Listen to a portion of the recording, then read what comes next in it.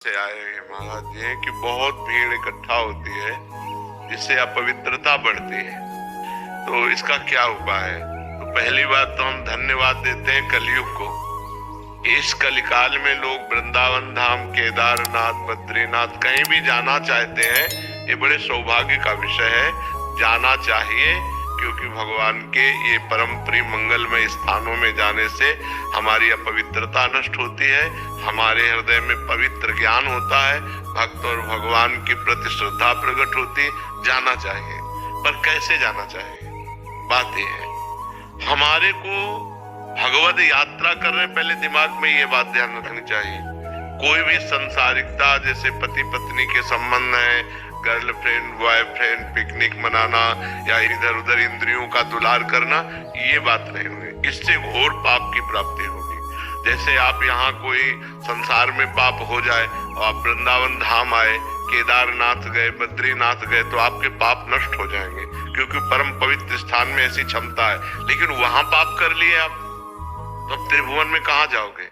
जहां आपको निष्पाप होने का स्थान भगवान ने बनाया है, यहाँ जब तप करोगे, व्रत उपवास करोगे तो तुम्हारा मंगल होगा।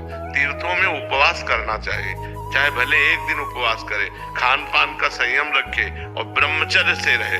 भले एक दिन रुको, 2 दिन रुको, लेकिन ब्रह्मचर्य से रुको। ये पिकनिक मनाने वाला माहौल की चलो बड़े पहाड़ हैं, बड़ा दृश्य मनोरम है, हम चलकर अपनी काम भावनाओं को और विकास दे, ये विनाश का कार्य होगा, ये पवित्र कार्य होगा। पूर्व में गांव से जब कोई बद्रीनाथ केदारनाथ जाता था तो वो बोलता था, तुम क्या समझते हो हम केदारनाथ हुआ है क्या झूठ बोलेंगे? मतलब वो इस बात को साक्षी देते थे कि हम झूठ भी नहीं बोल सकते, क्योंकि हम केदारनाथ हुआ है, हम बद्रीनाथ हुआ है, हम भगवान के दर्शन करके आ गए, तो अब हम झूठ भी नहीं बोल सकते। और आजकल लोग गाड़ियों में जाते हैं, होटल बुक करते हैं और गंदी बातें करते हैं, सो ठीक नहीं है। जाना तो ठीक है, लेकिन ऐसे जाना ठीक नहीं कि पिकनिक मनोरंजन अपने मनाने के लिए आप वहां जाओ तो घोर पाप हो जाएगा और उसका निस्तरण नरक में ही होगा, फिर नरक भोगना पड़ेगा। इसलिए ऐसे लोग तो जाए मत।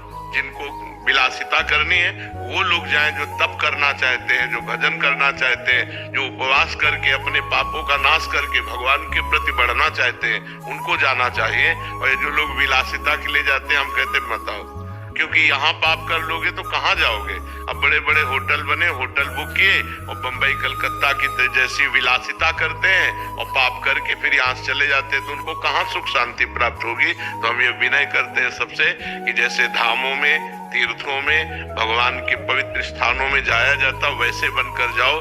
गंदी बातें करने मत जाओ। गंदी बातें करना है तो अपना घर अच्छा है, क्योंकि जब कभी तुम्हारी सद्भावना बनेगी, चलो केदारनाथ चलते हैं, बद्रीनाथ, तो आप पवित्र हो जाओगे। लेकिन वहां यदि पाप किए तो कहाँ पवित्र होगे?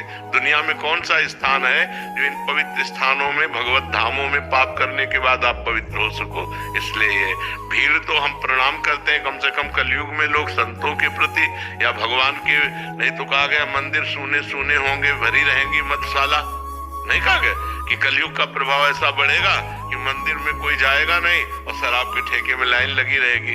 तो आज तो कम से कम इतनी श्रद्धा है, हम ये देख रहे हैं, इतनी श्रद्धा है कि लोग भगवत धामों में, भगवत मंदिरों में जाते हैं, पर उनमें कुछ लोग ऐसे होते हैं जो अपवित्रता फैलाते हैं, जो गंदी बात करते हैं, वो ठीक नहीं है। मगर धामों में तो अवश्य जाना चाहिए। भगवान ने कृपा करके अपने धाम को, जैसे बद्रीनारायण विशाल भगवान विराजमान है, जैसे केदारनाथ भगवान, काशी विश्वनाथ, 12 ज्योतिर्लिंग पूरे, भगवत धाम अयोध्या, भगवत धाम वृंदावन, ये सब इसीलिए प्रकाशित है कि जीव से भूल हो जाए, पाप बन जाए, गलती बन जाए, तो इन धामों में, तीर्थों में आने मात्र से, उपवास नाम जप आदि करने मात्र से वो पूर्ण निष्पाप हो जाता है। महाराज जी, कुछ लोग आते हैं कि जो पुण्य कार्य करते हैं, यहाँ भंडारा आदि या शबील आदि लगा ले, जैसे महाराज जी, फिर उसके बाद कब वहीं पड़े हैं पूरे? नहीं, ये उनको पाप लगता है, क्योंकि धाम में आकर आप पुण्य की भावना से अपवित्रता फैला रहे हो। ये जो दोना पत्तल खा पी के इधर उधर बोतलें फेंक देना है, ये अपवित्रता है। उनको ऐसी व्यवस्था करनी चाहिए कि वो सब चीजें एकत्रित करें और एकांत स्थल में जाके आग लगा दे या खोद के गाड़ दे या दूर ऐसा करे, धामों को अपवित्र न करें। अपवित्र करने से अगर वो समझते मैं पुण्य कर रहा हूँ तो वो पाप कर रहे हैं, क्योंकि वो जूठा पत्तल एक भी संत के पैर में लग गया तो सारे पुण्य नष्ट हो जाएंगे। जो पवाया है और जो पाया है, दोनों को, पाने वालों को भी चाहिए और पवाने वालों को भी चाहिए कि वो इस बात का ध्यान रखें कि भगवत धामों को अपवित्र ना करें, भगवत धामों को गंदा ना करें। कि जहां मन आया मसाला खा के थूक दिया, जहां मन आया दोना और पानी की बोतल, ऐसे प्लास्टिक, वो भगवत धाम है, वो अपनी गाड़ी में रख लो और कहीं एकांत में जाकर उनको हटा दो, वो बात अलग है, लेकिन धामों को, तीर्थों को अपवित्र ना किया जाए। मर्जी हाँ, हम सेवा कार्य क्या करें? धाम में जब आए तो क्या कोई सेवा करनी चाहिए? सबसे पहली सेवा है कि आप धाम को गंदा मत करो, न इंद्रियों की विलासिता के द्वारा और न कोई बाहरी आचरण के द्वारा। और दूसरी सेवा यह है कि खूब नाम जप करो, धाम में आकर ग्रंथों का पाठ करो, एक दिन, कम से कम एक दिन उपवास करो, और जिस तीर्थ में आए हो वहां तीर्थ की महिमा सुनो, उसके अनुसार वास करो, तो ये धाम की सेवा हो जाएगी, तुम्हारा मंगल हो जाएगा, तुम्हारा पवित्र हो जाएगा, जीवन तुम्हारा सुखमय हो जाएगा।